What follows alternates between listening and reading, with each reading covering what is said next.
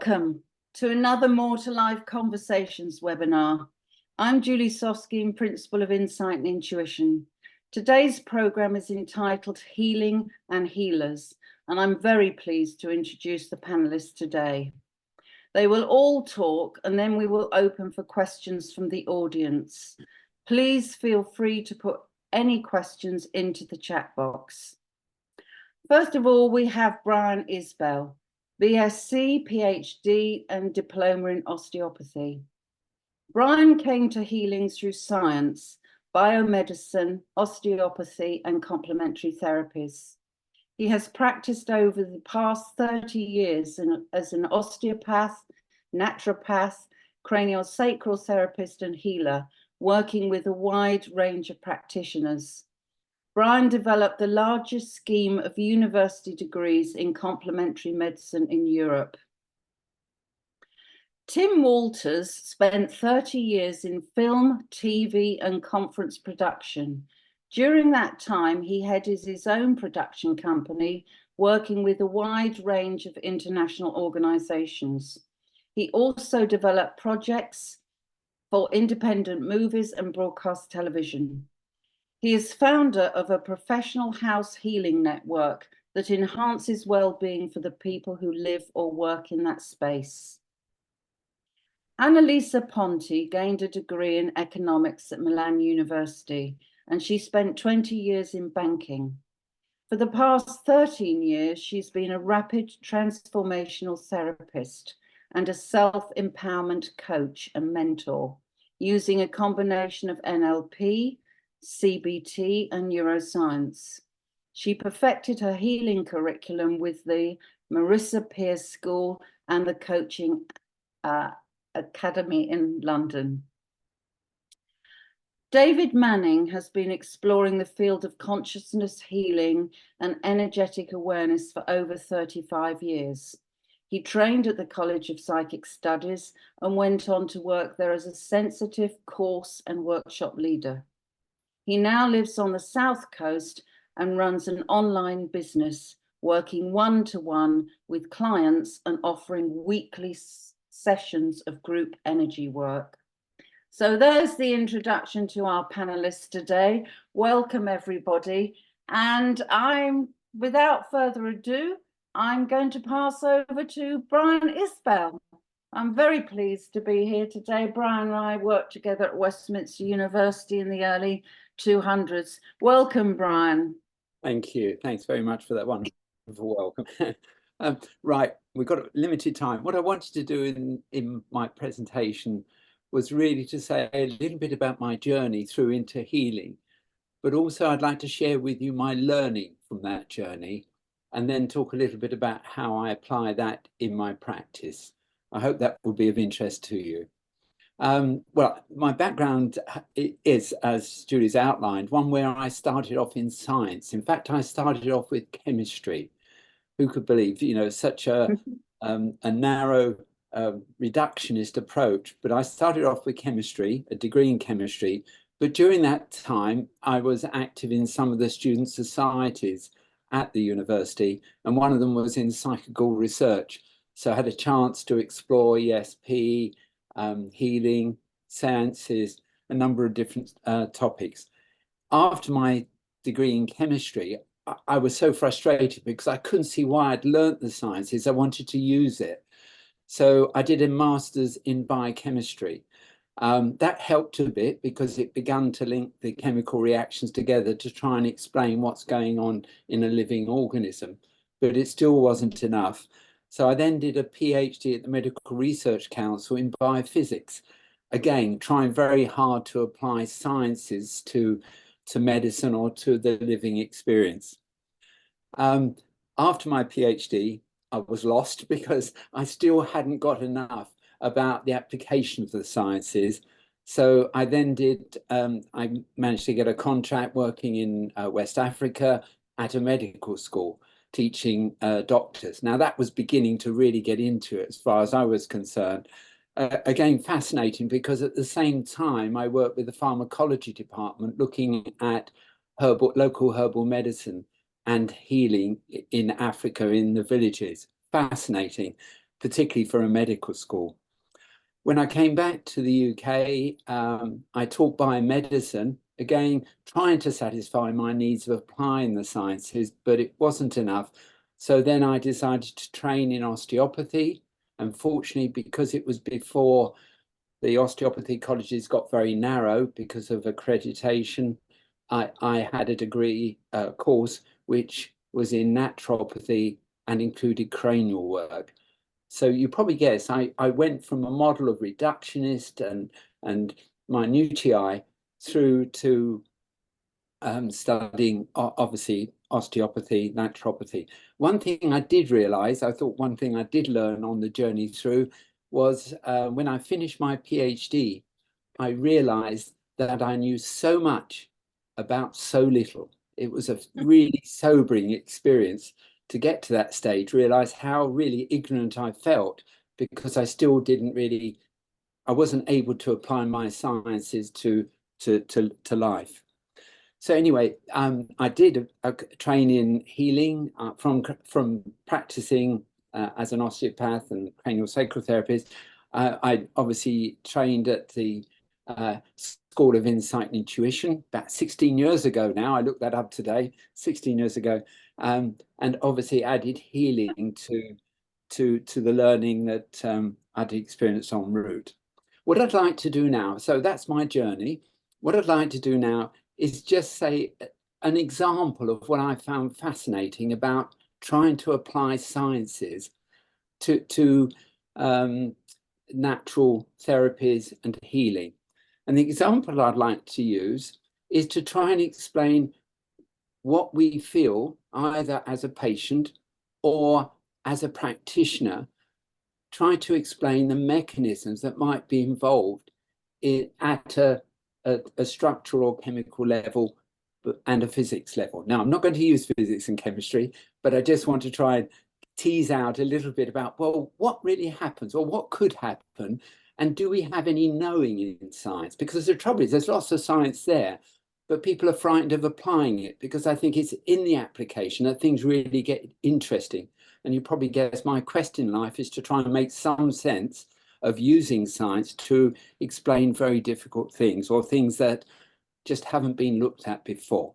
So what could we experience? Yeah, I teach in a teaching clinic. I obviously practice as well. So I have experiences with patients, and the sort of experiences patients recount are they can feel waves of warmth or waves of energy. They can see colored lights. They sometimes say very specific lights. Sometimes it's white light. So what's going on? What could be going on to explain those sort of experiences? Well, first place to look is the pineal gland. Little pine kernel, pine nut-sized endocrine gland. It's a gland, and it's an unusual gland because it's connected by nervous tissue. But it also, being an endocrine gland, it gives off or secretes hormones. So if you were able to stimulate the pineal gland, it would actually release various hormones, and these hormones would be calming and soothing. And that's one thing that patients very often report, isn't it? During or after a healing session, they feel much calmer. They feel as if they're mentally, physically soothed. So, right, the pineal gland then, as I say, a unique gland. It's very, very small, but what it contains within it are cells called pinealocytes. Those pinealocytes are very unusual in that not only do they release hormones, but structurally they're very related to the rods and cones of the eye. The rods and cones of the eye. And you probably may know that the rods and cones of the eye are the way that we actually transmit light energy and convert it into electrical energy that we obviously then gives us the experience of vision. But remember, we're not using the eye in the case of the pineal gland. We're using pinealocytes, these specific cells that exist within the pineal gland. So if, say, for example, we had some visual experience, and the visual experience again is possible in the pineal gland, because what the pineal gland has is a substance called dimethyltryptamine, DMT for short. That particular substance is very unusual because if you press it, it's piezoelectric. It produces an electrical charge. If you, in fact, again, squeeze it or apply forces to it, it produces color, or it can produce white light. Now, you may say, well, what's a gland in the middle of the brain actually going to, in fact, have any benefit if it's producing light experiences? But the thing is, the pineal gland is connected through to the visual cortex of the brain. So in other words, stimulation of the pineal gland could give visual experiences. We would see light, but not through our eyes, but through the experience, this circuit of the pineal gland connected to the visual cortex. So, sometimes my patients say they saw colored lights, and these colored lights, very often, they might be the colored lights that we associate with particular chakras. And, there's a possible experience there. There's a way of explaining potentially that, that light experience might actually be seen by the patient if there is a relaxation around the pineal gland. The thing is, though, we need connections. So we've got our isolated pineal gland, but we've already said, well, it's connected to the visual cortex already, but it's also connected to the fascial system of the body. So in other words, that light can be connected to, from the skin even, because of the superficial and deep levels of fascia, to the pineal gland. Anyway, that's just an example, what I find fascinating, that you bring a few bits together and you can get a bit of insight into what potentially is going on when our patients report certain things, certain experiences during their treatment sessions. So what I'd like to do now, just briefly, being aware of the time, that, when I work with my patients, I spend quite a bit of time taking a case history. I know some practitioners don't, but I do. Why? Because I love the context. And sometimes in that context, they give the context for the treatment. They automatically get round to talking about why they're really here. And the other thing is, by telling their story, very often that's therapeutic in its own right. So yes, it's fascinating to find out right at the beginning why the patient's presenting. But the other thing is, after the treatment, what have they experienced? Yes, lights, soothing, calming, waves of warmth, and we can explain that from our fascia and our pineal gland, but I don't do that to my patients. Obviously, we just, get some insight to what's going on. I mean, some of the cases that I've had, for example, a patient that really felt an intense pain for a short period of time during the healing session. They couldn't relate to what it was. It was over the shoulder. They couldn't relate to what it was. They went away, came back next week saying that they've managed to work out what the pain was.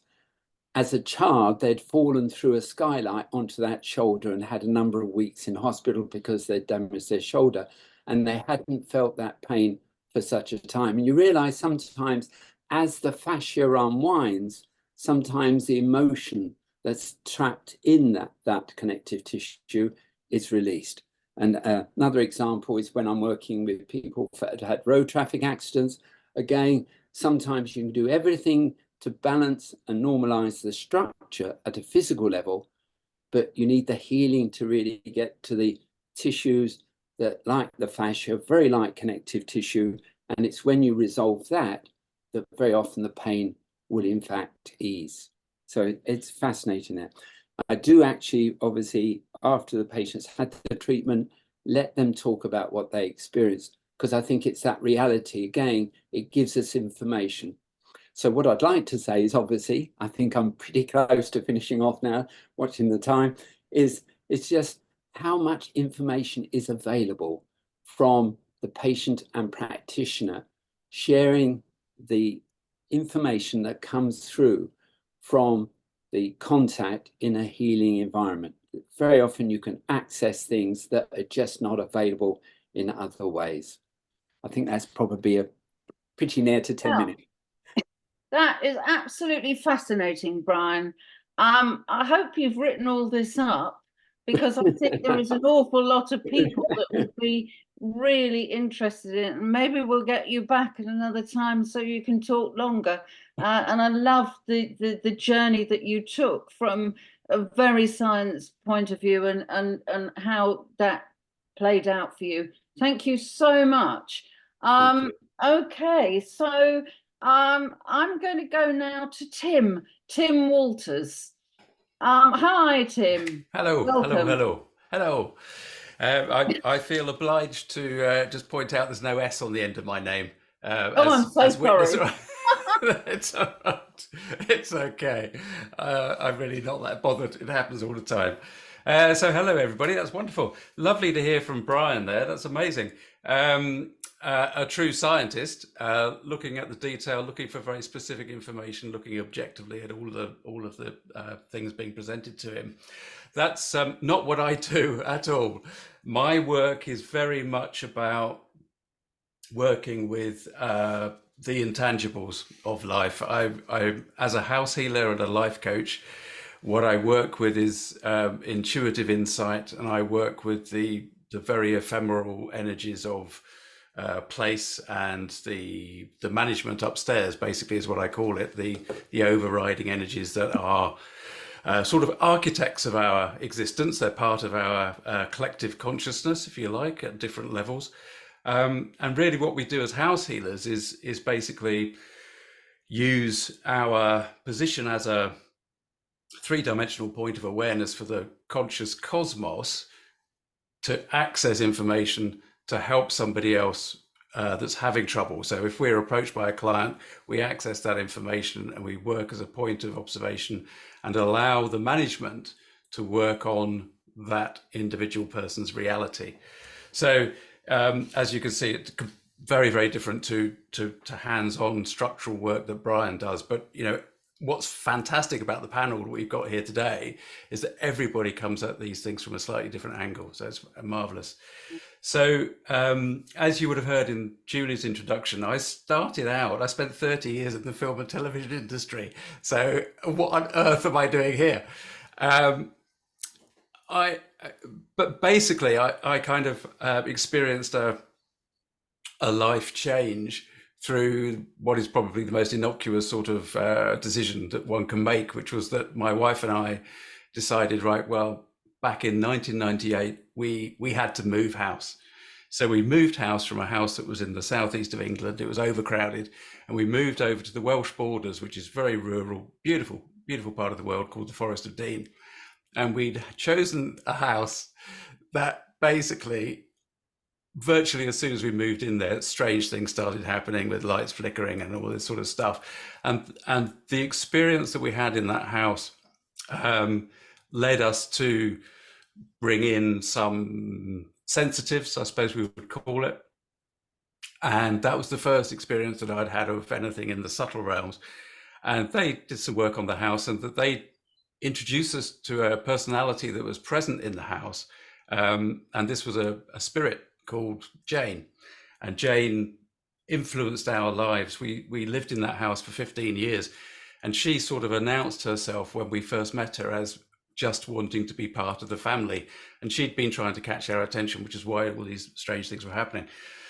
So Jane was the catalyst of introducing the subtle realms into my reality. And what really spurred me to maintain an interest in it right from the start was actually because I thought I was going mad. So my interest in it, because the reality was shifting so much and there was all this other activity going on, and strangers coming in and saying, you've got a ghost living here and she just wants to be part of the family. That was so alien to me as a concept that I wanted to understand it and explore more.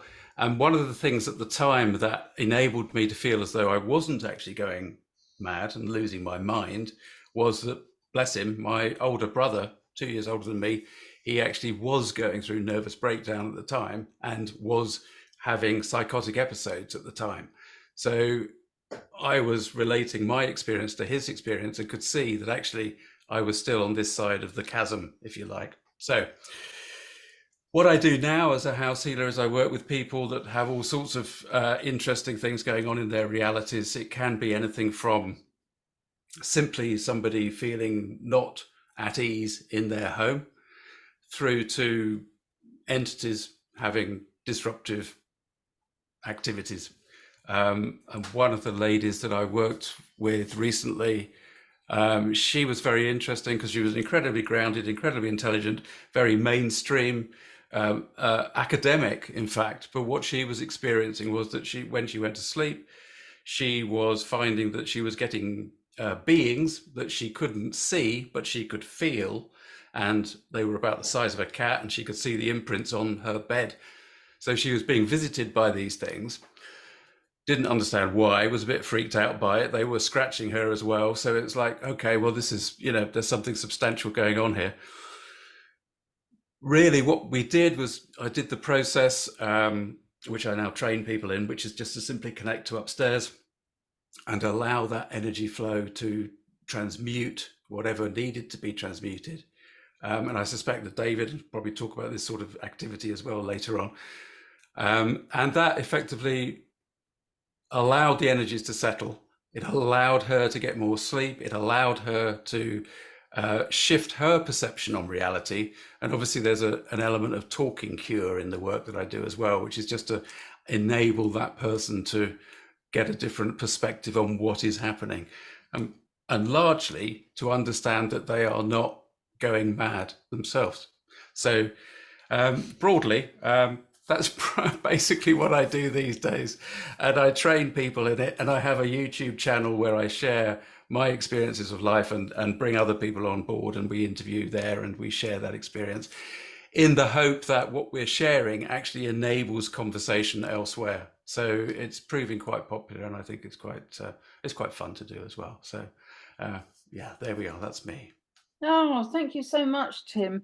I can really resonate with the thing about thinking you're going mad, because when I was in my teens and having all sorts of what I suppose we could call psychic experiences, and nobody else seemed to be having them, I thought I must go to a psychiatrist. I really had that in my mind when I was 19. There's something wrong with me. Fortunately, I didn't actually. Through a set of circumstances, I found myself with a healer, who was president of a spiritist church at the time. And I wasn't going mad, although I suppose some people might think that I was. But yes, so I completely resonate with that. Well done, you. Yeah. Thank you for sharing that with us. That's lovely. So I think I'll go on. Oh, I should say, does anybody else in the panel want to question or have any questions for Brian or Tim at this point? Oh, we're going to wait till we've all finished. I assume that is the case. So I'm going to now introduce to you Annalisa. It's lovely. Annalisa is with us from Italy. Welcome. Thank you, Julie. Thank you so much. Yes, I'm currently in Italy, and I'm also Italian by origin, really. But I live in London. I came to live in London more than 20 years ago. And what brought me to London was not healing at all, in reality, was my previous career in banking. And that career ended in 2009 because, frankly, after 20 years, I realized that probably was not really the best fit for myself.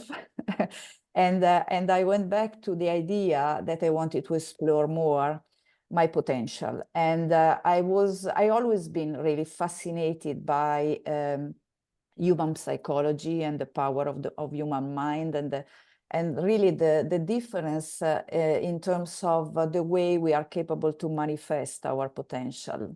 There are people that really they look like they are quite superhuman in what they are capable to achieve, and other people that are so blocked and they cannot even do the most mundane things without anxiety or other type of negative feelings.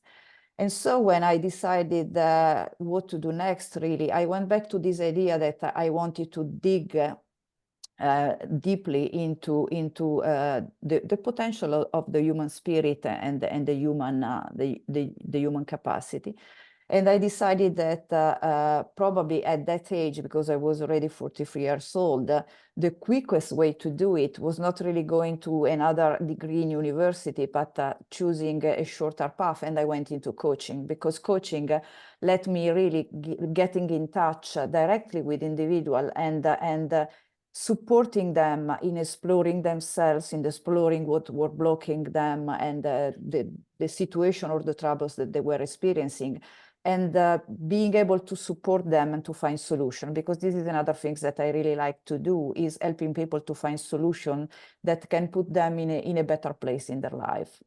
But in doing that, in starting with coaching, I soon realized that even if sometimes people have a huge willingness to change or to transform their life, they sometimes get to a point where they are not really able to go ahead, because there are some deeper reason or limiting belief or emotion that are blocking them. And willingness is not enough to go beyond this kind of inner sabotage.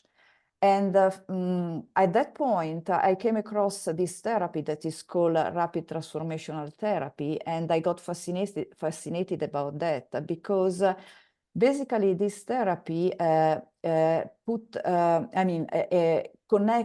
combine different type of methodology and tools, and through hypnotic regression help to get to the root causes, the subconscious causes of so many troubles. And I trained in that methodology with Marisa here in London in 2017. And since then, really, oh my God, my capacity to facilitate healing for people has truly exploded, because through the RTT, what I can do through a session, sometimes it's just even one session using this therapy, I'm capable to regress people to the true beginning, the true root and the true causes of the symptoms that they are experiencing. And symptoms can be so wide, really. They can be psychological symptoms, anxiety, depression, lack of confidence, lack of self-esteem, or these kind of things, but even physical problems such as psoriasis, eczema, herpes, or even diseases that are really more serious than that, or emotional issues. And regressing people through hypnosis brings them usually to symbolic or metaphoric or memories that have a connection, direct connection with the symptoms that they are experiencing. And most of the time, it happens that people really go back to childhood, because it is there really in the first 7 to 10 years of our life that, because the experiences that we had and the limited capacity that at that time we had to interpret these kind of experiences, we got trapped into a feeling of powerlessness or helplessness that basically has made our subconscious come to help us in creating coping mechanism and adaptation, basically. And this kind of adaptation that at the very beginning, when we were child, were a quite powerful solution for us. When we grow up, they become limits, really. So, I mean, I have so many cases and so many examples that I can make, but incredibly, some people can come to me because they have a weight problem, and we go back to memories of where they were a little child and they were bullied at school.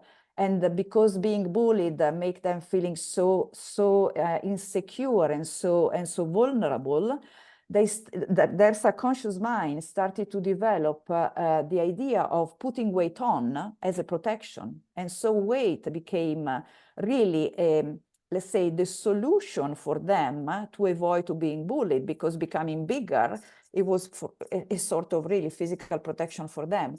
And the problem that now they are experiencing is that when they try to get to get on diet and to lose this weight, the subconscious keep putting the weight on as soon as they finish the diet, because in reality there is a deeper reason why the weight should be there. Okay, so it's so fascinating how using this therapy, this RTT, let me really get people to understand better what happened in their lives, what they have, the way they have interpreted what happened, and why at a certain point they started to develop some sort of reaction or coping mechanism that now they are basically limit for them because they cannot express fully their potential. And the session, the RTT session that I use, is not just an investigation process, because the moment that the client really nails what it is, the cause of their symptoms, the presenting problem as they call it, and they really understand what it is, what I use in the same session is emotional therapy to release the attachment with the problem. So in the same session, they can interpret the problem and interrupt the emotional bonding that they have with the problem.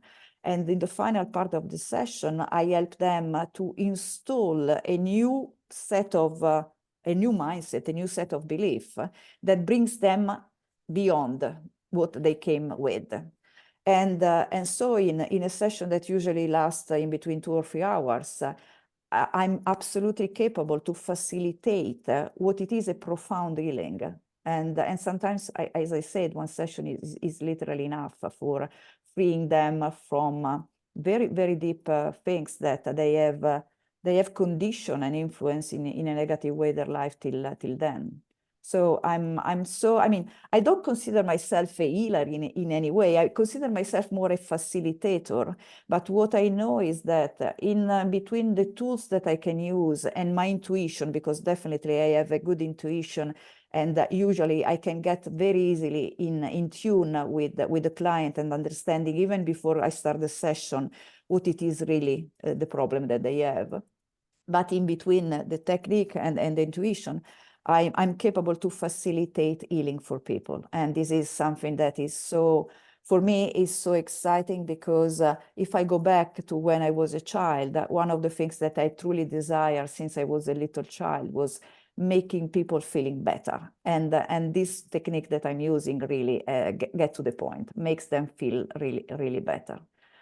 So this is my experience, and it's completely different from what Brian and Tim has shared, but this is the other things into the realm of healing.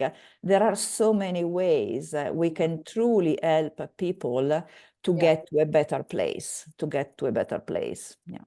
Absolutely right, Annalisa. I mean, I've often said there's probably no such thing as a bad therapy. There's certainly such a thing as a bad therapist.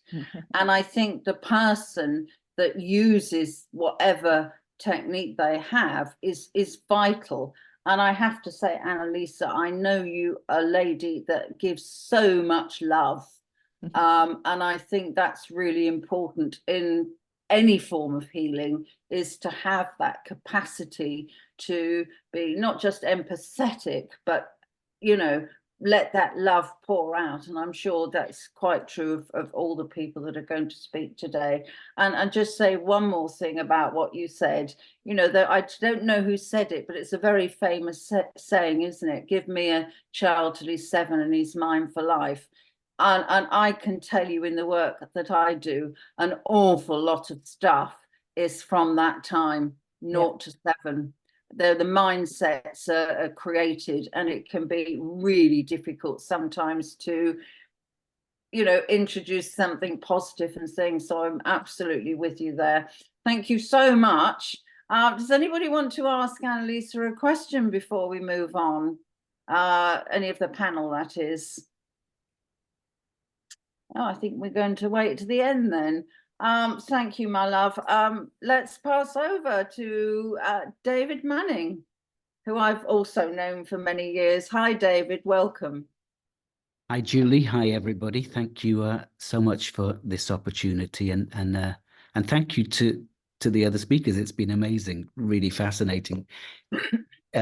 getting the opportunity to listen to you. Annalisa, I think I wish I had met you a long time ago when I was struggling with my own sabotage patterns, because they were very, very, very fierce. And I really understand that, how tricky it can be to move out of those patterns, but how essential it is for all of us that's the journey of healing. We might want to be moving in one direction, but until we resolve those deep-seated issues, where we keep being pulled back. And that's certainly how it was for me. My journey began, my conscious journey of exploration began when I was about 27, and I started hearing a voice. And it was a voice that I recognized from my childhood, that had been very present when I was a little child.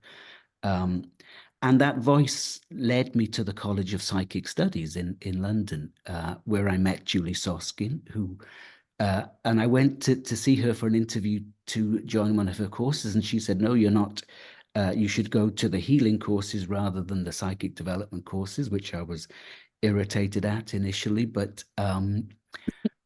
the healing courses opened up, and it felt like the most natural fit in the world for me.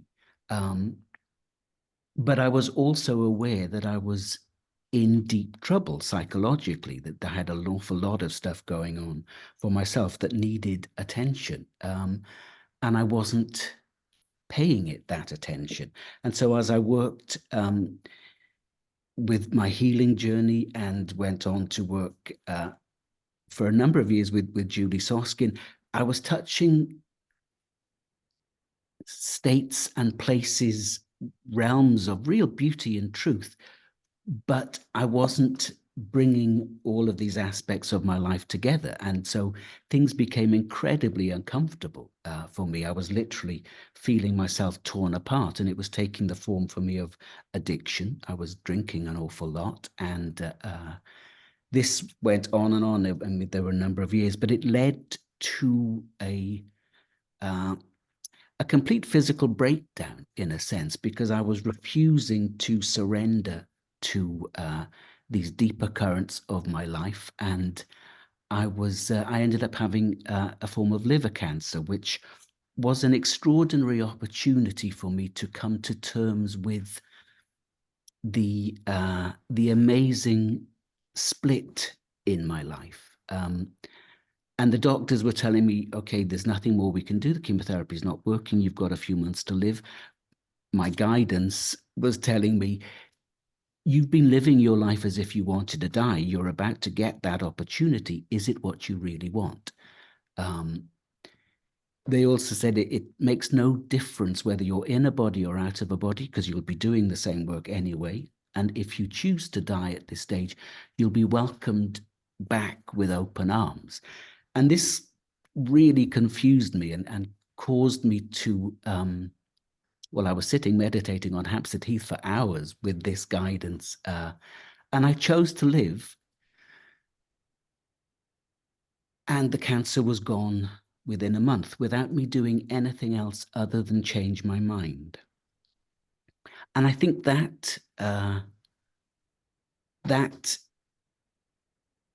that fascinated me more than anything else, that it was simply a change of mind that shifted the cancer for me. And I had years after that of having to repair the damage I had done and pay attention to the deep wounding of my childhood.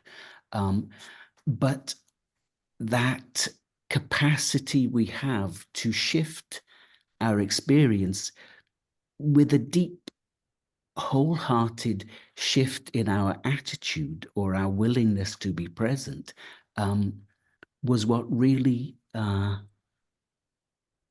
changed things for me. I had always been working with people energetically, and that continued. And there came a stage where guidance said to me, so everything you've trained in and everything you've learnt up till now, put it to one side, because it's got nothing to do with how you're going to be working.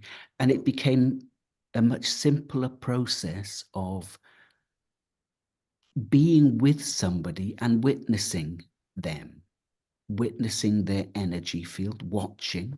And this is all I do now in my client sessions, is watch the client and the energy field, listen to them, but the energy that works through me or through us in a session does all of the work. And I simply watch as that energy moves into somebody's field and starts to reveal or peel back layers and dissolve patterning. And it seems utterly miraculous to me that it's so simple. The energy just penetrates and it moves with a wisdom and a grace that I certainly wouldn't be able to put together, but it goes in a roundabout fashion, unraveling something here, then something here, and it moves all over the system until usually towards the end there's a significant release, and everything that's happened in the session gets tied up so beautifully, not by me, but by the intelligence of the energy that is working, combined with the intelligence of our system. And I trust deeply that the client's system knows what it wants to resolve and knows what it's ready to resolve. And I don't have to spend time working that out. I just have to be present with somebody enough that the energy can flow and help bring resolution. So it's become a really beautiful, very simple process, but one that I'm aware that wouldn't be possible without the work I had to do, the work I was forced to do on myself in coming to terms with my own issues. And as we free up our own energy field of the blocks and the tensions and the traumas, then there is more space that opens up within us for energy or presence to flow. And it's that does the work. So my work also involves larger scale pieces of energy work, and in effect, it's the same process. It doesn't matter whether it's a group of 150 or a single person, in a sense. And something lovely that happens fairly regularly. A lot of my clients are in North America. Some of them are in Australia.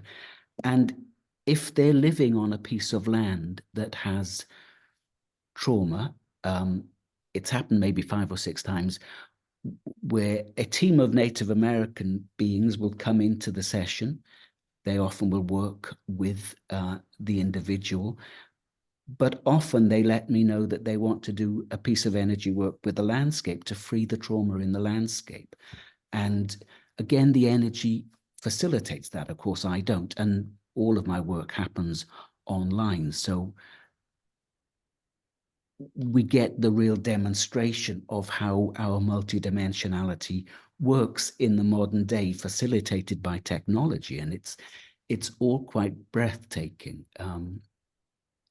So it's been an amazing and fascinating journey for me over the years. And this opportunity today to talk in this way seems a beautiful full circle moment for me, in a sense, because, as I say, Julie was one of my earliest teachers and points of contact with this world. So so a deep bow of gratitude to you for that, Julie. And I think I can leave it there. Yeah.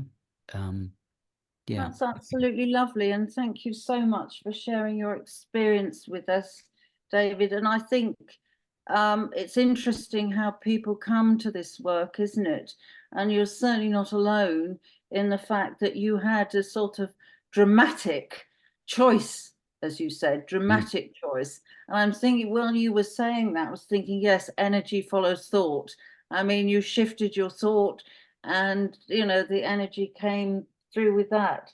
It's all very interesting also what you said about healing the place, and I'm sure that tallies with some of the work that Tim does, without going into loads of details. The the energy is held sometimes in a place, and you know, God knows we need to release that all over the world. Yeah. Thank you. Anybody want to come back from the panelists to David before we open up to the audience? Any questions, particularly from our panelists to David? Well, I'd say thank you so much. I think all of you today have really, you come from different directions, but actually in a sense, we're all in the same place because we all work. And remembering what Annalisa said, which I'm sure we all resonate with, the desire to help. And for me, it was always the desire to help people stop struggling. You know, it's like you watch an animal struggle and you've got to help them. And I think we are animals, and you've got to help them in some way, shape, or form. And also, I'm sure with the different areas that you come from, in some way, shape, or form, people find the person that is going to help them the best at any time. I'm sure of that. Okay, well, thanks to the panelists. Open up now. Our lovely technician here, Paul, is with us, and he's looking hopefully at any messages in the chat. Are there any questions today, Paul?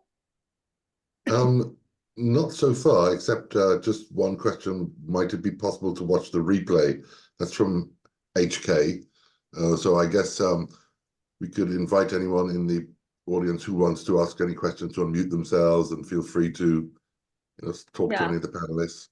Well, if you don't know, this is being recorded and it will go on to YouTube, and I send out the YouTube link. So yes, if anybody's with that question, yes, you will be able to watch it again, should you want to. And also, just to say, you know, if you've enjoyed it, and once you get the YouTube, please feel free to send it to anyone that you think might be interested in this, and I'm sure you all know people that would.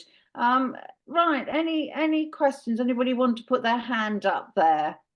I just would like to comment regarding what we have shared, Julie, if I can. Yes. What I believe is beautiful is that the four of us, we have obviously a different background, different kind of experiences, but what I got from our sharing is literally that at different level, we are all working in releasing sort of traumas at the individual or at the collective level.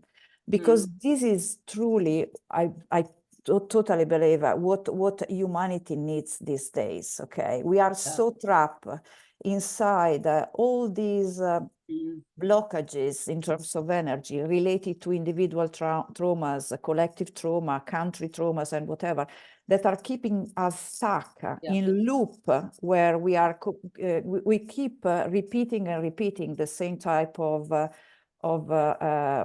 action and reaction that are not allowing people really, first thing, to feel better, and second, really to evolve, to grow, to expand. And I was listening to Tim and to Brian and to David, and we are doing it really at a different type of level, but basically it's the same type of work, okay? What truly we need now is releasing everything that is keeping us trapped, and it is energy that is blocked. And this is exactly what I see in my session. That is what David was saying before. Okay, we just need a change of mindset, one change of mindset. And when my client can really see what was keeping them trapped, it's so easy to do it, because usually it is something that they have created when they were 5 years old, 7 years old, 3 years old, with such a limited experience and knowledge, that now from where they are, looking at the situation, the same situation, they can obviously see things in a better way, in a much larger way, and finding so many other options to solve the same situation. And so they realized that, I mean, it's so easy to say, oh yeah, I'm not that kid anymore. So why I'm behaving, why I'm reacting like the 5-year-old kid? I can definitely let this go, okay? And this is exactly what we really need. Let go of so much blockages and mindset that are really not serving us anymore. Yeah. I think it's also true on a global level. You know, I mean, unfortunately, we've got a lot going on in the world, and you think wars, without naming names, there are wars between communities that have been at each other's throat for 2,000 years or more. You know, it's got to stop. And the trauma that goes from a family to a child to their child and so on, that's a whole other subject. And I know lots of healers work with ancestral energy as well. Yeah. And I think that's needed in our planet, because we've just got to a point where we really have to let go of maybe something that happened 100 years ago, 2,000 years ago, that has been perpetuated through history. You know, we've got to grow up, basically, if I'm being blunt. Yes. Do you not think, though, Julie, that is actually what is happening? That is what the globe, you know, what we are going through collectively, is that shift of. It's like if we relate it to science terms, and this is, you know, I love science. It's a wonderful way of approaching things, but if we've existed in a world where we look at everything objectively, and the objective viewpoint has been the God that we have looked up to for so long, and for too long, because that's the thing that's caused the separation. Now what's happening, and the chaos that we're still seeing around the world, is as a result of this shift that we're all aware of here. And David put it so wonderfully and eloquently about the multidimensional aspect of us as human beings. As we understand and recognize the power of the subjective awareness that David and Annalisa and Brian in his own way has also talked about, that completely will shift the perspective and the standing of the structure of society that we actually live in. That's what we're experiencing now. It's an amazing time to be here. Absolutely amazing. It's interesting when people individually take very big transformational shifts. It usually comes to them, unfortunately, because they go through what is classically called the dark night of the soul. And that pushes them. And I think the world is being pushed, actually, really pushed. And the fact that we now, you know, 50 years ago, 100 years ago, we wouldn't know what was going on across the world, or if we did, we'd know weeks and weeks later. We have instant knowledge, which is a good thing. We can't bury our heads in the sand. So I think we are being pushed globally. And I think, you know, a shift will happen, hopefully in my lifetime, but it's there. Yeah, absolutely. I think it's important to also raise for everybody that's listening or watching this on playback as well. It's actually the power that we individually have, because we can feel very impotent in the collective. If we think of ourselves as part of 7.5 billion souls, then it's like, well, what can we do? But actually, the resonance that we individually create with our individual choices, that's the reality that we individually experience there and then in that moment. And that's what Annalisa is talking about in terms of that release, that shift of perspective in mindfully understanding the choices, because that's proven, and science is saying that the interconnected field of infinite possibility that we all emerge from allows this connection. And that's why it's so important that we are mindful in our everyday choices and actually pay more attention to what is present with us in every moment. So I'll shut up now. Thanks. No, that's lovely. I mean, it reminds me of an image I was given years and years ago, you know, in terms of what can one person do. And the image I was given, a very dark room, black, absolutely black, and somebody strikes a tiny light. And once that tiny light is struck, you get a sense of where you are and what's going on. It's like, and so in terms of healing and moving things along, one tiny light is going to move things on. Yeah. Really interesting. Thank you. Anybody else would like to say anything? Yes. Hi, Stefan, wherever you are. Hi, Julie. Yes, I'm in Hello. London. Oh, there you are at the top of the screen. Hello. Yeah, I'm on the screen. I'm in London. Yeah, thank you for this amazing conversation and very acute world situation conversation that we're having here. And all four panelists, your personal becoming and what made you who you are today and how you express this in your personal and professional lives. I was particularly touched by what David was sharing about his path of awakening, shall I call it? And I think sort of there's two words that opened up for me in this conversation, and that was, the first one is awakening. So we need a big wave of awakening, I think, of individuals, you know, to their deeper nature and deeper states, more awakened state of consciousness and awareness and presence.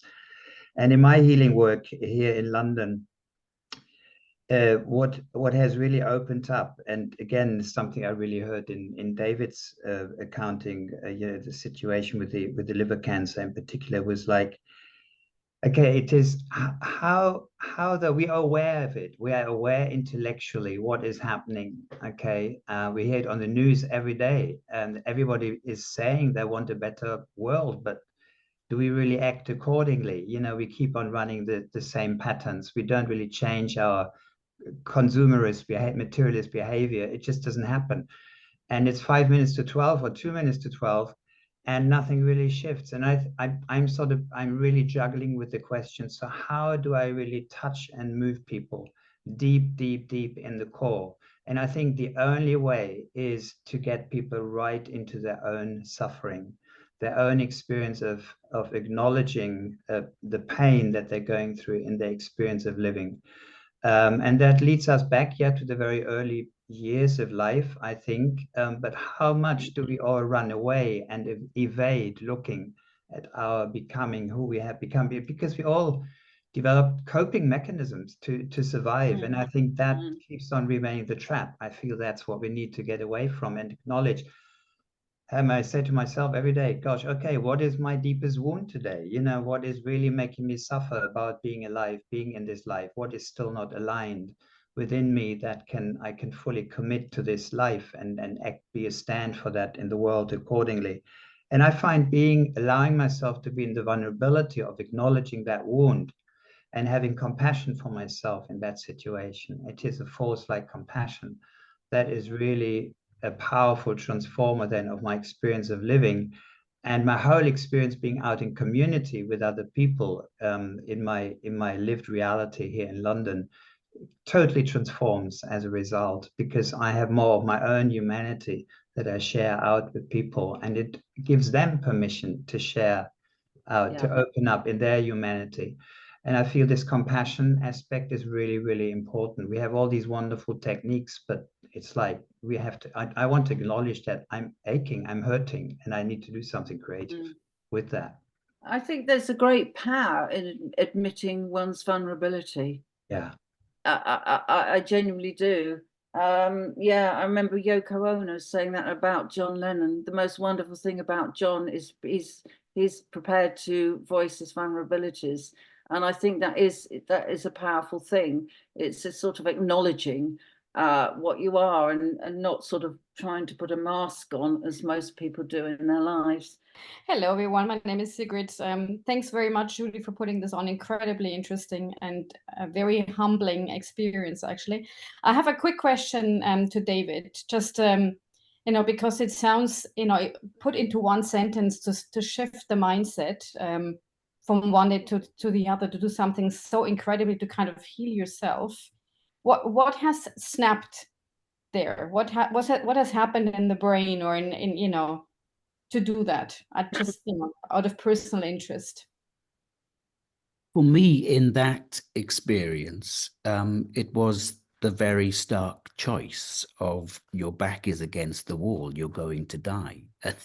So it was crisis, you know, that was very, very helpful in that moment. I was about to get my ongoing choice met. I was about to die. And it was, you know, as I unravel the trauma over years, it was me having an ongoing temper tantrum that was located back as a 2 and 3 year old, but I just carried it on, you know, subconsciously for 40 years. And so it was a shame to exit life based on a 2-year-old, on the temper tantrum of a 2-year-old. And that's making light of it. I had a, you know, quite a solidly traumatic childhood. But I was deeply, deeply angry and just didn't want to be here. I didn't want to show up for life. And having the stark choice brought me to my senses. Also, my guidance was very clever in using reverse psychology and saying, it doesn't matter, you can die if you want, it'll be fine. And it was like, oh, so there was that choice also, that point of view. And there were times afterwards where I wished I had died, because the, you know, rethreading my way back through a lot of the trauma was tricky, very painful.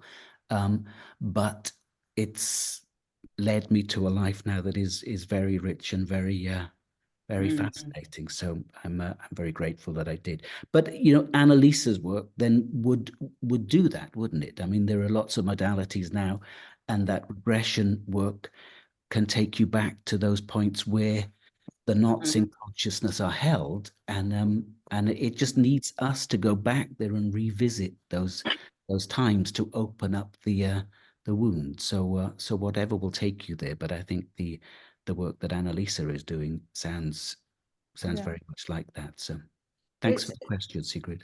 Yes, it's sometimes a moment in time, isn't it? Because when I was doing the interviews for my PhD, one sentence really stayed with me. And he was describing, similar to you, David, that his life was like he was pushed into a corner. He was just everything. And he said, all my constructs were wiped. And in that moment, it's like I've got nothing. And there must be some kind of, I suppose we could call it in a Monday way, a choice of, you know, okay, so all my constructs are right, they're gone. However, life goes on. I think crisis does shift people, definitely.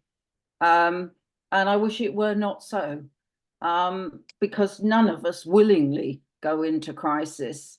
But it's actually very often that very thing that does push us forward. And aren't we so glad, David, that you did make the choice you did, and all the people that you've helped along the way. Thank goodness you made that choice. Yeah. I don't know if that helps you, Sigrid, does it? Brilliant. Thank you. Right. Okay, well, time is pushing on. I mean, do you know what? I thought there was a thing on Zoom to raise your hand and I couldn't find it.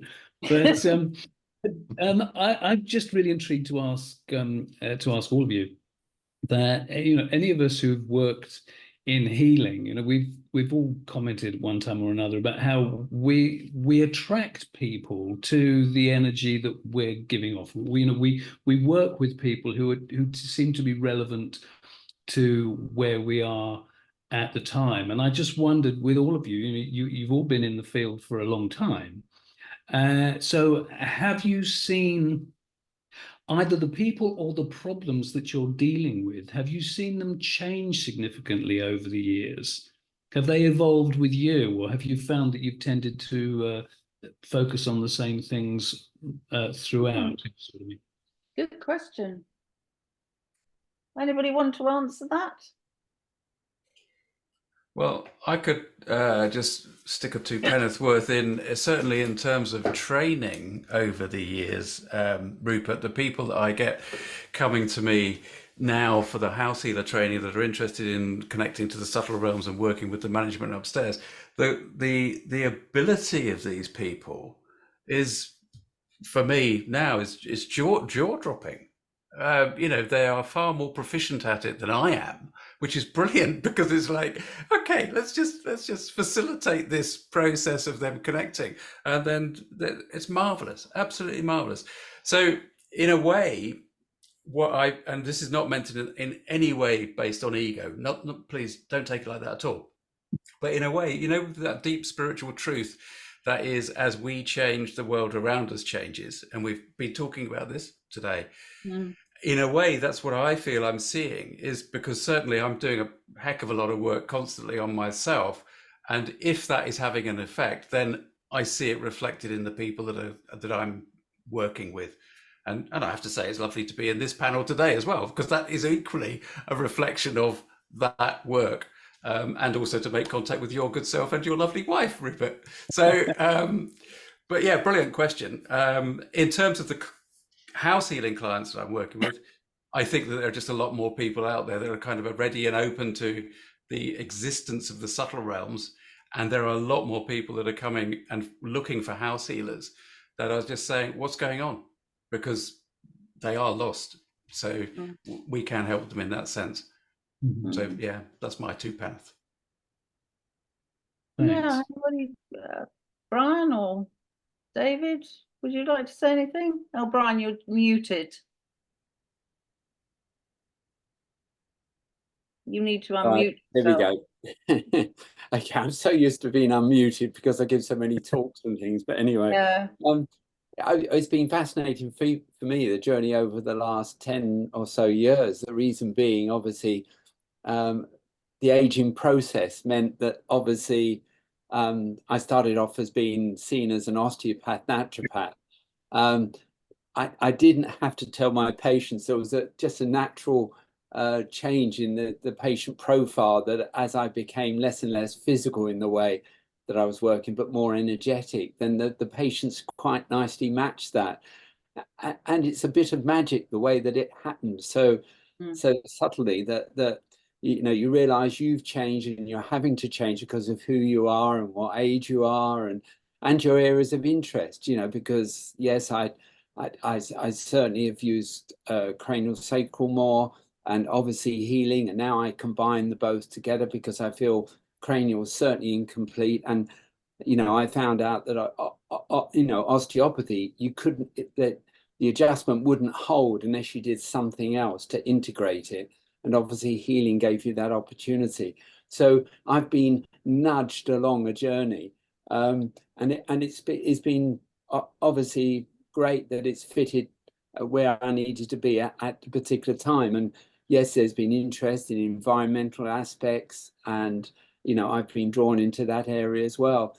And it's lovely because, to be honest, I mean, I'm an academic, and I've always believed that degree courses are of benefit, but the more you work in practice, you realize the best teachers are our patients. Yeah, and ourselves. I mean, I think the best teachers are sometimes ourselves, aren't we? With the experiences that we have with us, that's the school of life. Oh, yeah. Anybody else want to say anything? I think, as always in these webinars, it always brings up so much more, and that we'll have further webinars and further discussions. For those that are watching this on YouTube, just to say that you can receive more information about the panelists and Insight and Intuition. Website address is Insight and Intuition, that's all one word, AND in the middle, for details of our events, courses, and private consultations. It's been a joy to listen to you today, everyone, and thank you so much for taking part. And I know our paths will cross again. Bless you in all that you do. And Brian started talking about light in the first part of this. And I would say, bring your light with you, share your light. Lots of love to you. Bisous, as we say in French, kisses to all.